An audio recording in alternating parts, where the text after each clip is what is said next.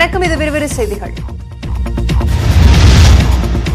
Kanyakumari MP வசந்தகுமாருக்கு corona தொற்று உறுதி செய்யப்பட்டுள்ளது. காய்ச்சல் இருந்த நிலையில் வசந்தகுமார் தனது மனைவியுடன் கொரோனா பரிசோதனை செய்து கொண்டார். இருவருக்கும் தொற்று உறுதியான நிலையில் சிகிச்சைக்காக சென்னையில் உள்ள தனியார் மருத்துவமனையில் அனுமதிக்கப்பட்டுள்ளார்.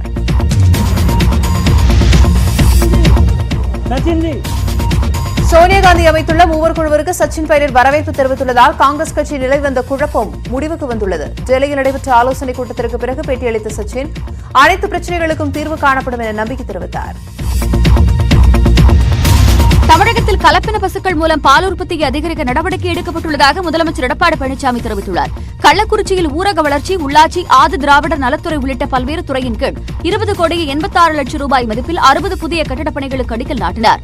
மேலும் பள்ளிக்கல்வித்துறை, ஊராட்சி உள்ளிட்ட துறைகளில் புதிய திட்டப்பணிகளை தொடங்கி வைத்தார். தமிழகத்தில் புதிதாக 5,914 பேருக்கு கொரோனா தொற்று உறுதி செய்யப்பட்டுள்ளது. இதனால் ஒட்டுமொத்த பாதிக்கப்பட்டோர் எண்ணிக்கை 3,02,215 அதிகரித்திருக்கிறது. ஒரே நாளில் 114 பேர் உயிரிழந்ததால் உயிரிழந்தோர் எண்ணிக்கை 5,041 அதிகரித்தது. 6,037 பேர் குணமடைந்து வீடு திரும்பினர்.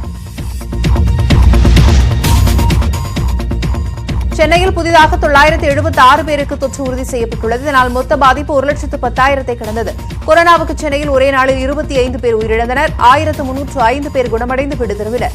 சென்னையில் தொடர்ந்து 4வது நாளாக தொற்று எண்ணிக்கை 1000க்கும் குறைவாக உள்ளது.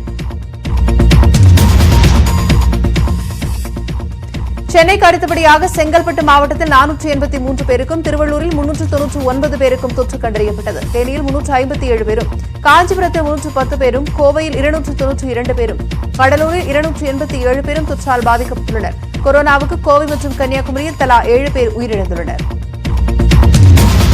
10ஆம் வகுப்பு பொதுத் தேர்வு முடிவு வெளியாகி இருக்கும் நிலையில் காலாண்டு அரையாண்டு தேர்வு எழுதாத மாணவர்கள் தேர்ச்சி இல்லை என தமிழக அரசு விளக்கம் அளித்துள்ளது. தேர்வு முடிவுகளின் எண்ணிக்கையில் 5,248 மாணவர்கள் விடுபட்டுள்ளதை சுட்டிக்காட்டி நியூஸ் 18 தமிழ்நாடு செய்தி வெளியிட்டது. இதன் எதிரொலியாக தமிழக அரசு இந்த விளக்கத்தை அளித்துள்ளது. மதுரை தெற்கு சட்டப்பேரவை தொகுதி அதிமுக எம்எல்ஏ சரவணனுக்கு கொரோனா தொற்று உறுதிப்படுத்தப்பட்டுள்ளது. இவரையும் சேர்த்து தமிழகத்தில் கொரோனா தொற்றுக்கு ஆளான எம்எல்ஏக்களின் எண்ணிக்கை 31 உயர்ந்துள்ளது. இதில் 4 அமைச்சர்களும் அடங்குவர். தொற்றுக்கு ஆளான எம்எல்ஏ சரவணன் கடந்த 6ஆம் தேதி மதுரையில் முதலமைச்சர் எடப்பாடி பழனிசாமி பங்கேற்ற நிகழ்ச்சியில் கலந்து கொண்டார். கல்லூரி இறுதி ஆண்டு தேர்வெழுதாமல் மாணவர்கள் பட்டம் பெற முடியாது என்று உச்சநீதிமன்றத்தில் யுஜிசி தெரிவித்துள்ளது. செப்டம்பர் இறுதிக்குள் கல்லூரி இறுதி செமஸ்டர் தேர்வுகளை நடத்த வேண்டும் என மத்திய அரசின் உத்தரவிற்கு எதிராக தொடரப்பட்ட வழக்கில் மாநில அரசுகளுக்கு கல்லூரி தேர்வுகளை ரத்து செய்யும் அதிகாரம் இல்லை என யுஜிசி தெரிவித்துள்ளது. கொரோனா தடுப்பு நடவடிக்கைகள் குறித்து முதலமைச்சர் எடப்பாடி பழனிசாமியுடன் பிரதமர் நரேந்திர மோடி இன்று காணொலி காட்சி மூலம் ஆலோசனை நடத்துகிறார். காலை 10 மணிக்கு நடைபெறும் இந்த ஆலோசனையில் தமிழக முதலமைச்சர் எடப்பாடி பழனிசாமி, ஆந்திர பிரதேசம், கர்நாடகம் உள்ளிட்ட 10 மாநிலங்களின் முதலமைச்சர்கள் கலந்து கொள்கின்றனர். கேரள மாநிலம் இடுக்கி மாவட்டம் ராஜமலைப்பட்டிமுடியில் நிகழ்ந்த நிலச்சரிவில் சிக்கி மேலும் 3 உடல் கண்டறியப்பட்ட நிலையில் உயிரிழந்தோர் எண்ணிக்கை 49 உயர்ந்துள்ளது. தற்போது கண்டறியப்பட்ட 3 தூத்துக்குடி மாவட்டம் கயத்தாரை சேர்ந்தோர் ஆவர். இவர்களையும் சேர்த்து நிலச்சரிவில் சிக்கி இதுவரை இறந்தோரின் எண்ணிக்கை மட்டும் 25 பேர். ஹிந்திதான் இந்தியன் என்பதற்கான அளவுகோலா என திமுக தலைவர் மு க ஸ்டாலின் கேள்வி எழுப்பியுள்ளார். இது இந்தியாவா அல்லது ஹிந்தியாவா என வினவியிருக்கிறார். ஹிந்தி தெரியாது என சொன்னதால் நீங்கள் இந்தியரா என்று விமான நிலைய பாதுகாப்பு அதிகாரி கனிமொழி எம்பியிடம் கேட்டதை சுட்டிக்காட்டியுள்ள ஸ்டாலின், பன்முகத்தன்மைக்கு புதைக்குழி தோண்டுகிறவர்களே அதில் புதையுண்டு போவார்கள் என பதிவிட்டுள்ளார். ரிஷிவந்தியத்தில் அரசு கலை மற்றும் அறிவியல் கல்லூரி தொடங்கப்படும் என்று முதலமைச்சர் எடப்பாடி பழனிசாமி அறிவித்தார். கள்ளக்குறிச்சியில் நடைபெற்ற நிகழ்ச்சியை தொடர்ந்து சிறு குறு மற்றும் நடுத்தர தொழில் முனைவோர், விவசாயிகள் மற்றும் மகளிர் சுய உதவிக் குழுவினரை முதலமைச்சர் எடப்பாடி பழனிசாமி சந்தித்தார். அப்போது உரையாற்றிய அவர் குடிமராமத்து பணிகள் தமிழகத்தில் வெற்றிகரமாக நடைபெற்று வருவதாக தெரிவித்தார். மணலிக்கிடங்கில் உள்ள அம்மோனியம் நைட்ரேட் 2 நாட்களில் அப்புறப்படுத்தப்படும் என சென்னை மாநகர காவல் ஆணையர் மகேஷ்குமார் தெரிவித்துள்ளார். செய்தியாளர்களை சந்தித்த அவர் ஹைதராபாத்திற்கு அனுப்பப்பட்ட 10 கண்டெய்னர்கள் போக மீதமுள்ள 27 கண்டெய்னர்கள் மிகவும் பாதுகாப்பாக வைக்கப்பட்டுள்ளதால் பொதுமக்கள் அச்சப்பட தேவையில்லை என கூறினார். முதுநிலை மருத்துவ படிப்பில் அகில இந்திய தொகுப்பில் காலியாக உள்ள இடங்களை நீட் தேர்வு அடிப்படையில் நிரப்பக் கோரிய வழக்கில் மத்திய அரசு பதிலளிக்க உச்சநீதிமன்றம் உத்தரவிட்டுள்ளது. முதுநிலை மருத்துவ படிப்பிற்கான அகில இந்திய தொகுப்பு கலந்தாய்வில் தேர்வு செய்யப்பட்ட 3,373 இடங்களில் மாணவர்கள் சேராமல் உள்ளனர். முதுநிலை பொறியியல் படிப்புகளுக்கான கலந்தாய்வை ஆன்லைன் முறையில் நடத்த அண்ணா பல்கலைக்கழகத்திற்கு தமிழக அரசு அனுமதி வழங்கியிருக்கிறது. இதுபோன்று MBA, MCA படிப்புகளுக்கான கலந்தாய்வை கோவையில் உள்ள அரசு தொழில்நுட்பக் கல்லூரி ஆன்லைன் முறையில் நடத்தும் என்றும் தெரிவிக்கப்பட்டுள்ளது. ரஷ்யாவில் ஆற்றில் மூழ்கி உயிரிழந்த தமிழக மருத்துவ மாணவர்கள் 4 பேரின் உடல்களை தாயகம் கொண்டுவர நடவடிக்கை எடுக்கப்பட்டுள்ளதாக முதலமைச்சர் எடப்பாடி பழனிசாமி தெரிவித்துள்ளார். அவர் விடுத்துள்ள அறிக்கையில் ரஷ்யாவில் மருத்துவம் பயின்று வந்த ஆஷிக், விக்னேஷ், மனோஜ், ஸ்டீபன் ஆகியோர் ஆற்றில் மூழ்கி உயிரிழந்திருப்பதை அறிந்து மனவேதனை அடைந்துள்ளதாக குறிப்பிட்டுள்ளார். மணிப்பூர் ஆளும் பாஜக அரசை எதிர்த்து கொண்டுவரப்பட்ட நம்பிக்கையில்லா தீர்மானத்தில் பாஜக அரசு வெற்றி பெற்றுள்ளது. வாக்கெடுப்பில் பாஜக சார்பில் 28 எம்எல்ஏக்களும் காங்கிரஸ் சார்பில் 16 எம்எல்ஏக்கள் கலந்து கொண்டனர். 8 காங்கிரஸ் எம்எல்ஏக்கள் வாக்கெடுப்பில் பங்கேற்கவில்லை. இதனால் குரல் வாக்கெடுப்பில் பாஜக அரசு வெற்றி பெற்றதாக அறிவிக்கப்பட்டது. இதனை கண்டித்து காங்கிரஸ் கட்சியினர் நாற்காலிகளை வீசி எறிந்தனர். முன்னாள் குடியரசுத் தலைவர் பிரணாப் முகர்ஜிக்கு மூளையில் அறுவை சிகிச்சை நடைபெற்றது. அவருக்கு கொரோனா தொற்று உறுதி செய்யப்பட்ட நிலையில் டெல்லி ராணுவ ஆராய்ச்சி மருத்துவமனையில் சிகிச்சை பெற்ற அவர் மூளையில் அறுவை சிகிச்சை செய்யப்பட்டது. பிறகு வெண்டிலேட்டர் பொருத்தப்பட்டு அவருக்கு சிகிச்சை அளிக்கப்பட்டது. மீண்டு வந்துள்ள கர்நாடக முதலமைச்சர் எடியூரப்பா இல்லத்துக்கு திரும்பினார். 77 வயதான எடியூரப்பா கடந்த வாரம் கொரோனா தொற்றால் பாதிக்கப்பட்டு மருத்துவமனையில் சேர்க்கப்பட்டார். இந்த நிலையில் தற்போது சிகிச்சை முடிந்து அவர் குணமடைந்துள்ளார். முன்னாள் முதலமைச்சர் சித்தராமையா தொடர்ந்து சிகிச்சை பெற்று வருகிறார். விஜயவாடா விபத்திற்கு காரணமான தனியார் மருத்துவமனையை சேர்ந்த 3 பேரை போலீசார் கைது செய்தனர். தனியார் மருத்துவமனை கொரோனா சிகிச்சை மையத்தில் ஏற்பட்ட விபத்தில் சிக்கி 10 பேர் உயிரிழந்தனர். இதையடுத்து விசாரணை மேற்கொண்ட போலீசார் அலட்சியமாக செயல்பட்டதாக மருத்துவமனை நிர்வாக அதிகாரிகளை கைது செய்தனர். குஜராத் மாநிலத்தில் முகக்கவசம் அணியாமல் சென்றால் விதிக்கப்படும் அபராத தொகை 1000 ரூபாயாக உயர்த்தப்பட்டுள்ளது.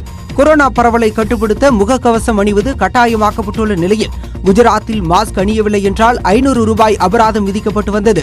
இதனை 1000 ரூபாயாக உயர்த்தி அம்மாநில முதலமைச்சர் விஜய் ரூபானி உத்தரவிட்டுள்ளார். நடிகர் சுஷாந்த் சிங் ராஜ்புத்தின் மரண வழக்கு தொடர்பாக அமலாக்கத்துறை முன்பு நடிகை ரியா சக்கரவர்த்தி ஆஜராகி விளக்கம் அளித்தார். மும்பையில் உள்ள அமலாக்கத்துறை அலுவலகத்தில் ஆஜரான அவருடன் ரியாவின் சகோதரர் ஷோவிக் மற்றும் அவரின் தந்தை ஆகியோர் உடன் வந்தனர். மூவரிடம் இரவு 9 மணி வரை விசாரணை நடைபெற்றது. மேற்குவங்க மாநிலம் கொல்கத்தாவில் அடுக்குமாடி கட்டடத்தில் பயங்கர தீ விபத்து ஏற்பட்டது. 3வது மற்றும் 4வது தளங்களில் தீ விபத்து நிகழ்ந்ததை தொடர்ந்து 6 வாகனங்களில் தீயணைப்பு வீரர்கள் விரைந்தனர். கட்டடத்தில் சிக்கியிருந்தவர்கள் பாதுகாப்பாக மீட்கப்பட்டனர். விபத்துக்கான காரணம் குறித்து விசாரணை நடைபெற்று வருகிறது. இந்திய பொருளாதாரத்தை மீட்டெடுத்து இயல்பு நிலைக்கு திரும்ப 3 நடவடிக்கைகள் மிக அவசியமானவை என முன்னாள் பிரதமர் மன்மோகன் சிங் குறிப்பிட்டுள்ளார். பிபிசி நிறுவனத்திற்கு அவர் அளித்துள்ள பேட்டியில் மக்களுக்கு நேரடியாக பண உதவி வழங்கப்பட வேண்டும் என்றும் கடன்கள் மூலமாக தொழில்களுக்கு தேவையான மூலதனம் கிடைக்க வழிவகை செய்ய வேண்டும் என்றும் நிதித்துறையை சீரமைக்க வேண்டும் என்றும் கூறியிருக்கிறார்.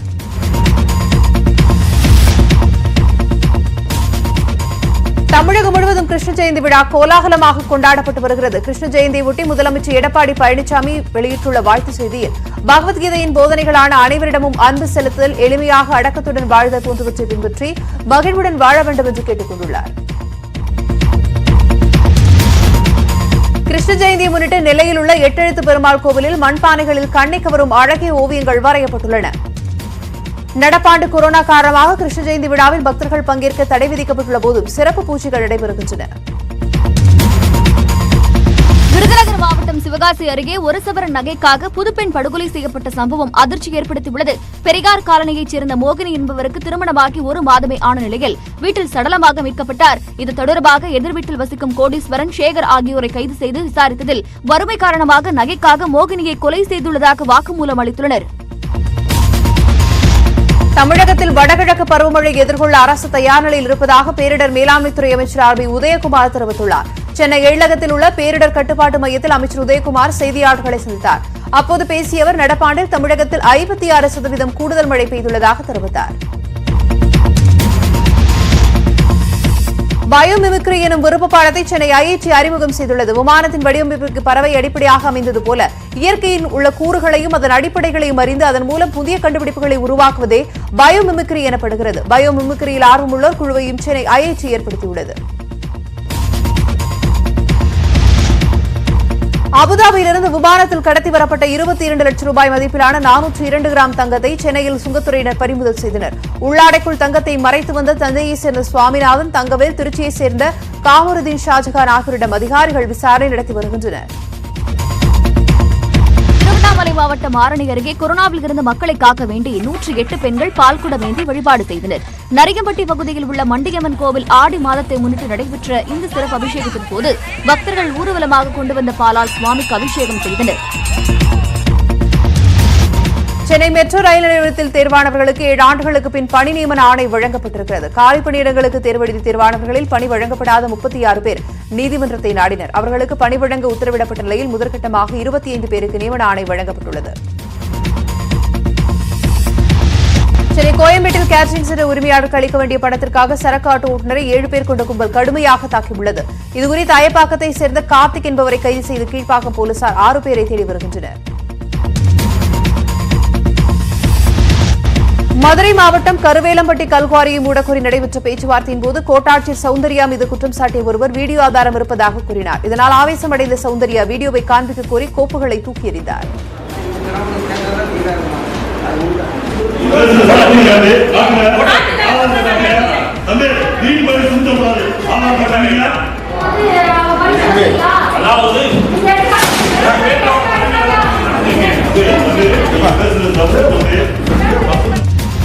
உதகையில் பெய்து வரும் கனமழை காரணமாக தமிழக கேரள எல்லையான நாடுகாணி சாலையில் சுமார் 2 கிலோமீட்டர் தொலைவுக்கு லேசான பிளவு ஏற்பட்டுள்ளது. இதன் காரணமாக 2 மாநிலங்களுக்கிடையே போக்குவரத்து சேவை தற்காலிகமாக நிறுத்தப்பட்டுள்ளது. தொடர்ந்து அந்த பகுதியில் கனமழை பெய்துள்ளதால் லேசான நிலச்சரிவும் ஏற்பட்டுள்ளது. இதனால் மலையடிவார பகுதியான யானைமரி கிராம மக்கள் பாதுகாப்பான இடங்களில் தங்க வைக்கப்பட்டிருக்கிறார்கள். திருவள்ளூர் மாவட்டம் சோரஞ்சேரி கிராமத்தில் முழு ஊரடங்கை மீறி ஞாயிறன்று பிரியாணி விருந்து நடைபெற்றது. திமுக ஊராட்சி மன்ற தலைவர் சுகுமார் அங்குள்ள ஊராட்சி தொடக்கப்பள்ளியின் பூட்டை உடைத்து தனது ஆதரவாளர்களுக்கு பிரியாணி விருந்து கைது செய்யப்பட்ட நிலையில் சொந்த ஜாமீனில் விடுவிக்கப்பட்டார்.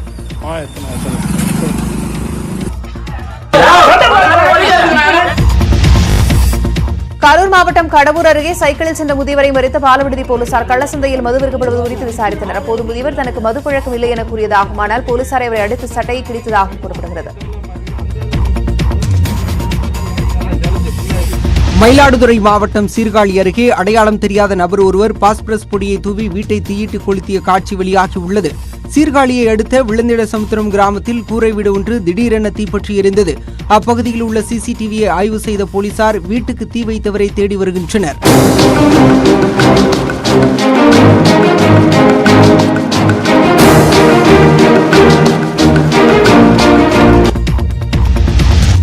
கோவையில் இருசக்கர வாகனம் மீது கார் மோதிய நிகழ்வில் திடீர் திருப்பமாக ஆயுதப்படை காவலர் விபத்தை ஏற்படுத்திவிட்டு நாடகமாடியது கண்டுபிடிக்கப்பட்டுள்ளது. இதையடுத்து காவலர் நாகராஜ் மீது துறை ரீதியான நடவடிக்கை எடுக்க பரிந்துரைக்கப்பட்டுள்ளது.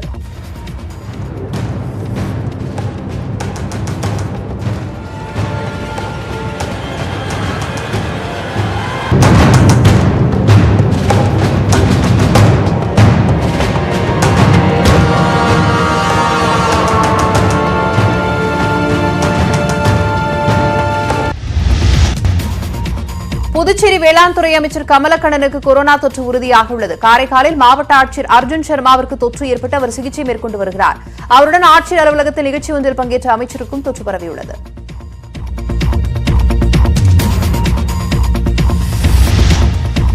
புதுச்சேரியில் கொரோனா நோயாளிகளுக்கு ஊட்டச்சத்து மிக்க அசைவ உணவு வழங்க அம்மாநில அரசு முடிவு செய்திருக்கிறது. இதற்காக நாள் ஒன்றுக்கு நபர் ஒருவருக்கு 300 ரூபாய் வரை செலவு செய்ய முதலமைச்சர் நாராயணசாமி தலைமையில் நடைபெற்ற கூட்டத்தில் முடிவு செய்யப்பட்டது. ஹாலிவுட்டில் பிரபலமான ஃபாரஸ்ட் கம் திரைப்படத்தின் ஹிந்தி ரீமேக்கான லால் சிங் தத்தா திரைப்படத்தின் படப்பிடிப்பு மீண்டும் துவங்கியுள்ளது. ஆமீர் கான் நாயகனாக நடிக்கும் இந்த திரைப்படத்தை அத்வை சந்தன் இயக்கி வருகிறார். இந்த திரைப்படத்தின் மூலம் விஜய் சேதுபதி பாலிவுட் திரையுலகில் அறிமுகமாக உள்ளது குறிப்பிடத்தக்கது.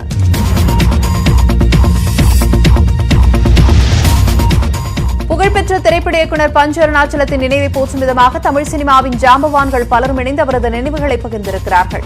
இந்த வீடியோ பலரது கவனத்தை ஈர்த்திருக்கிறது. இதில் ஏராளமான பஞ்சு அருணாச்சலத்தின் திறமைகளை நினைவு கூர்ந்துள்ளனர். நடிகர்கள் விஜய், சூர்யாவின் குடும்பங்கள் குறித்து சமூக வலைதளங்களில் அவதூறு பரப்புவது ஏற்கத்தக்கதல்ல என இயக்குநர் பாரதிராஜா தெரிவித்துள்ளார்.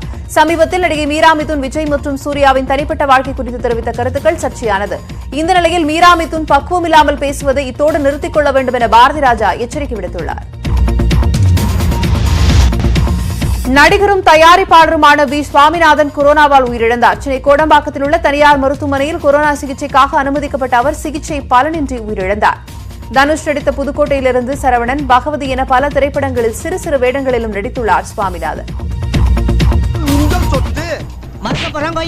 இது உங்கள் சொத்து. சொல்லு, யார் சொத்து? இது உங்கள் சொத்து. என் சொத்தை நீ விற்கலாமா? முடியாது. இன்னொரு வாட்டி உன்னை இந்த ஏரியால பார்த்தேன், கை கால் ஒண்ணும் இருக்காது. போடா. IPL போட்டித் தொடரை ஐக்கிய அரபு அமீரகத்தில் நடத்த மத்திய அரசு அனுமதி வழங்கியுள்ளதாக IPL தலைவர் பிரிஜேஷ் பட்டேல் தெரிவித்துள்ளார். ஆகஸ்ட் 18ஆம் தேதியன்று எந்த நிறுவனம் IPL தொடருக்கான ஸ்பான்சர் என்பது அறிவிக்கப்படும் எனவும் அடுத்த 7 நாட்களில் விருப்பமுள்ள நிறுவனங்கள் விண்ணப்பிக்கலாம் எனவும் பிரிஜேஷ் பட்டேல் கூறியுள்ளார். 2020 IPL போட்டித் தொடரின் ஸ்பான்சர்ஷிப்பை பெறுவதற்கு பாபா ராம்தேவின் பதாஞ்சலி நிறுவனம் முயற்சித்து வருகிறது. 13வது IPL T20 போட்டித் தொடர் ஐக்கிய அரபு அமீரகத்தில் வரும் செப்டம்பர் 19ஆம் தேதி தொடங்கி நவம்பர் 10ஆம் தேதி வரை நடைபெறுகிறது. இந்த தொடரில் பிரதான ஸ்பான்சராக இருந்த சீனாவின் விவோ நிறுவனம் விலகியதைத் தொடர்ந்து தற்போது பதாஞ்சலி நிறுவனம் ஸ்பான்சர் செய்யவுள்ளதாக தகவல் வெளியாகியுள்ளது. கிரிக்கெட் விளையாட்டிலிருந்து தற்போதைக்கு ஓய்வு பெறும் எண்ணம் இல்லை என்று இங்கிலாந்து வேகப்பந்து வீச்சாளர் ஜேம்ஸ் ஆண்டர்சன் தெரிவித்துள்ளார். 38 வயதான அவர் பாகிஸ்தானுக்கு எதிரான டெஸ்ட் தொடரில் விளையாடி வருகிறார். இந்நிலையில் தொலைக்காட்சிக்கு பேட்டியளித்தவர் முதல் டெஸ்டில் தான் சிறப்பாக பந்து வீசவில்லை என்று குறிப்பிட்டார். உலகளவில் ஆன்லைன் மூலம் அதிகம் தேடப்பட்ட கிரிக்கெட் வீரர்கள் பட்டியலில் இந்திய அணி கேப்டன் விராட் கோலி முதலிடத்தை பிடித்திருக்கிறார். அதிகம் தேடப்பட்ட கிரிக்கெட் வீரர்கள் கிரிக்கெட் அணிகள் குறித்து செம்ரஷ் நிறுவனம் ஆய்வு செய்தது. இதில் விராட் கோலி 6 மாதங்களில் மாதத்திற்கு சராசரியாக 16 லட்சம் முறை தேடப்பட்டிருக்கிறார். தோனி 9 லட்சம் முறை தேடப்பட்டுள்ளார். இந்திய ஹாக்கி வீரர் மன்தீப் சிங்கிற்கு கொரோனா தொற்று உறுதி செய்யப்பட்டுள்ளது. இந்திய ஹாக்கி அணியின் கேப்டன் மன்பிரீத் சிங் உட்பட 5 பேருக்கு தொற்று கண்டறியப்பட்டது. இந்நிலையில் தற்போது மேலும் மன்தீப் சிங்கிற்கு கொரோனா இருப்பது தெரியவந்துள்ளது. 6 வீரர்களும் பாதுகாப்பாக சிகிச்சை பெற்று வருவதாக இந்திய விளையாட்டு ஆணையம் தெரிவித்துள்ளது. சாம்பியன்ஸ் லீக் கால்பந்து காலிறுதி ஆட்டத்திற்கு தயாராகி வரும் நிலையில் அத்லெட்டிகோ மேட்ரிட் அணியின் 2 வீரர்களுக்கு கொரோனா தொற்று பரவியுள்ளது. இதனால் 2 வீரர்களும் வீடுகளிலேயே தனிமைப்படுத்தப்பட்டுள்ளனர். வியாழக்கிழமையன்று நடைபெறும் போட்டியில் லெப்சிக் அணியுடன் அத்லெட்டிகோ மேட்ரிட் அணி மோதவுள்ளது. கிரிக்கெட் போட்டிகளில் நன்றாக வீசப்பட்ட பந்துகளை பேட்ஸ்மேன்கள் சிக்ஸர் அடித்தால் பந்து வீச்சாளர்களுக்காக தோனி கைத்தட்டுவார் என சுழற்பந்து வீச்சு ஜாம்பவான் முத்தையா முரளிதரன் பாராட்டியுள்ளார். தோனியின் கேப்டன்ஷிப் குறித்து பேசிய முரளிதரன் பந்து வீச்சாளர்களை எப்போதும் தோனி நம்புவார் என்று குறிப்பிட்டுள்ளார். சில நேரங்களில் நல்ல பந்துகள் சிக்ஸர் போனாலும் அதை பற்றி கவலைப்படாமல் பந்து வீச்சாளர்களை பாராட்டக்கூடியவர் தோனி என்று குறிப்பிட்டுள்ளார். ஆஸ்திரேலியாவின் மிக உயரமான மலை ஏரியில் ஸ்டீஃபன் ஸ்பைபர்கர் என்ற வீரர் கைட் சர்ஃபிங் செய்து சாதனை படைத்துள்ளார். கடல் மட்டத்திலிருந்து 9000 அடி உயரத்தில் உள்ள ஸ்வார்ஷி என்ற மலை ஏரியில் இந்த சாதனை நிகழ்த்தப்பட்டுள்ளது. பெய்ரூட் வெடி விபத்திற்கு கிளம்பிய கடும் எதிர்ப்பை தொடர்ந்து ஆளும் லெபனான் அரசு பதவி விலகியுள்ளது. பெய்ரூட் விபத்தை கண்டித்து நாடு முழுவதும் அரசுக்கு எதிராக போராட்டங்கள் வலுப்பெற்றிருக்கின்றன. இந்நிலையில் திங்களன்று நடைபெற்ற அமைச்சரவைக் கூட்டத்தில் லெபனான் அமைச்சரவை மொத்தமும் ராஜினாமா செய்வதாக முடிவெடுக்கப்பட்டது. கொரோனாவால் பொருளாதார வீழ்ச்சி ஏற்பட்டு மக்கள் வாங்கும் சக்தி குறைந்திருந்த போதும் இஸ்ரேல் நாட்டைச் சேர்ந்த ஒரு நிறுவனம் 10 கோடி ரூபாய்க்கு வைரக்கற்களால் ஆன முகக்கவசத்தை வடிவமைத்து வருகிறது. 3000 வைரக்கற்களை கொண்டு இந்த மாஸ்க் உருவாக்கப்பட்டுள்ளதாக ஜெருசலேத்தைச் சேர்ந்த வடிவமைப்பாளர் ஐசக் தெரிவித்தார். இந்த ஆண்டு இறுதிக்குள் மாஸ்க் தயாராகிவிடும் என அவர் கூறினார். அமெரிக்காவின் பால்டிமோர் பகுதியில் ஏற்பட்ட சிலிண்டர் வெடிவிபத்தில் 3 வீடுகள் உருக்குலைந்தன. இதில் பெண் ஒருவர் உயிரிழந்துள்ளார். பலர் படுகாயமடைந்தனர். வீடுகள் அனைத்தும் இடிந்து சிதறி கிடப்பதால் இடிபாடுகளில் சிக்கியவர்களை மீட்பதில் சிக்கல் ஏற்பட்டுள்ளது. லெபனான் தலைநகர் பெய்ரூட் வெடிவிபத்தில் 160 ஆண்டுகால பழமையான சர்ச்சாக் மாளிகை சேதமடைந்துள்ளது. 2 உலகப் போர்கள் மற்றும் லெபனானின் உள்நாட்டுப் போர்களில் சேதமடையாத இந்த மாளிகை வெடிவிபத்தில் சேதமடைந்திருப்பது பெரும் சோகத்தை ஏற்படுத்தியுள்ளது. சீனாவில் தங்க நிறத்தில் ஜொலிக்கும் குரங்கு ஒன்று உள்ளூர் கிராம மக்களுக்கு செல்ல பிராணியாக மாறியுள்ளது. ஷான்ஷி மாகாணத்தில் வாழ்ந்து வரும் மக்கள் இந்த குரங்கிற்கு கேரட் மற்றும் பழங்களை உணவாக வழங்கி வருகின்றனர். கோல்டன் மங்கி என்றும் இந்த குரங்கை செல்லமாக அழைத்து வருகின்றனர். சீனாவில் கொரோனா வைரஸ் தொற்றிலிருந்து மீண்டு வந்தவர்களை அவர்களுக்கு சிகிச்சை அளித்த மருத்துவர் மீண்டும் சந்தித்தது நெகிழ்ச்சியை ஏற்படுத்தியுள்ளது. வுஹானை சேர்ந்த ஜுவாயோ யேயிங் என்ற மருத்துவர் கொரோனா தொற்றால் பாதிக்கப்பட்ட பலருக்கு சிகிச்சை அளித்தார். கொரோனாவில் இருந்து மீண்டு வந்தவர்கள் சந்திப்பு நிகழ்ச்சியில் கலந்து கொண்ட மருத்துவருக்கு பலரும் உணர்வுபூர்வமாக நன்றி தெரிவித்தனர். ஜெர்மனி தலைநகர் பெர்லினில் மீண்டும் பள்ளிகள் திறக்கப்பட்டுள்ளன. பெர்லின் நகரத்தில் 2வது கட்டமாக கொரோனா பரவல் ஏற்படக்கூடும் என்று அஞ்சப்படுகிறது. இதனை பொருட்படுத்தாமல் பள்ளிகள் அனைத்தும் திறக்கப்பட்டதால் முகக்கவசங்கள் அணிந்தபடி மாணவர்கள் பள்ளிக்கு சென்று வருகின்றனர். பெலாரஸ் நாட்டில் நடைபெற்ற பொதுத் தேர்தலில் அதிபர் அலெக்சாண்டர் லுகாஷென்கோ தொடர்ந்து 6வது முறையாக வெற்றி பெற்றுள்ளார். 80% வாக்குகளை பெற்று அவர் வெற்றி பெற்றுள்ளதாக நாட்டு தேர்தல் அதிகாரிகள் தெரிவித்தனர். எனினும் தேர்தல் முடிவுகள் மோசடி என்று குற்றம் சாட்டி எதிர்க்கட்சியினர் போராட்டத்தில் ஈடுபட்டனர்.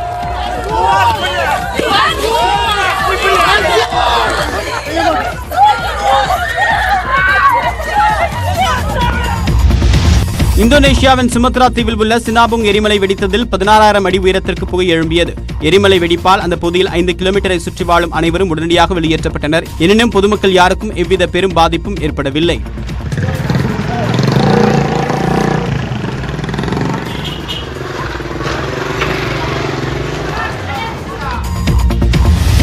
கொரோனா வைரஸ் எதிரொலியால் எத்தியோப்பியா நாட்டில் கடும் பஞ்சம் ஏற்பட்டுள்ளது. ஏற்கனவே வறுமையின் பிடியில் சிக்கி தவித்து வந்த எத்தியோப்பியா நாட்டில் கொரோனாவால் வேலை இழப்பு மற்றும் பொருளாதார பாதிப்பு அதிகரித்துள்ளது. இதனால் ஊட்டச்சத்து இல்லாத உணவுகளை உட்கொண்டு குழந்தைகள் தவிக்கும் அவல நிலையும் ஏற்பட்டுள்ளது. சீன கம்யூனிஸ்ட் அரசுக்கு எதிராக விமர்சனம் செய்ததாக ஹாங்காங்கில் ஆப்பிள் டெய்லி நாளேட்டின் அதிபர் ஜிம்மி லாய் உட்பட 7 பேர் தேசிய பாதுகாப்பு சட்டத்தில் கைது செய்யப்பட்டுள்ளனர். வெளிநாட்டு நிறுவனங்களுடன் இணைந்து பல்வேறு சதிகளில் ஜிம்மி லாய் ஈடுபடுவதாக எழுந்த சந்தேகத்தை அடுத்து அவரை கைது செய்துள்ளதாக ஹாங்காங் போலீசார் தெரிவித்தனர்.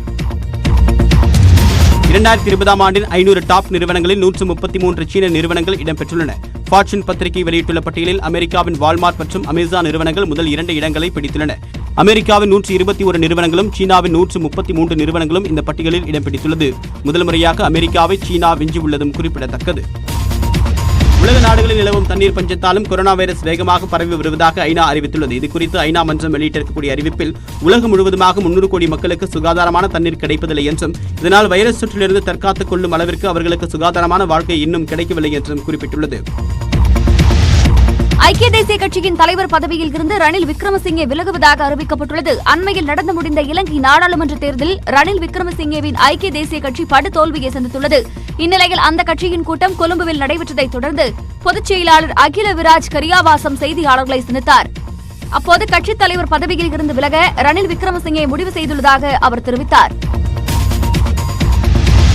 அமெரிக்காவுக்கு பதிலடி கொடுக்கும் விதமாக 11 அதிகாரிகளுக்கு தடை விதித்து சீன அரசு உத்தரவிட்டுள்ளது. சீனாவுடனான மோதல் அதிகரித்து வரும் சூழ்நிலையில் ஹாங்காங் தலைமை நிர்வாகி கேரி லாம் உள்ளிட்ட 11 பேருக்கு அமெரிக்க அரசு தடை விதித்திருந்தது. இதற்கு எதிர்வினையாற்றும் விதமாக 11 அமெரிக்க அரசியல் பிரமுகர்கள் அதிகாரிகளுக்கு சீன அரசு தடை விதித்துள்ளது.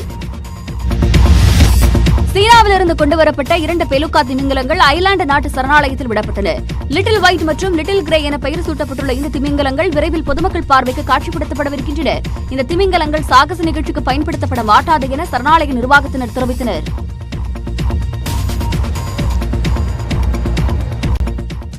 ஒரு சிறிய இடைவேளைக்கு பிறகு மற்ற செய்திகளை பார்க்கலாம்.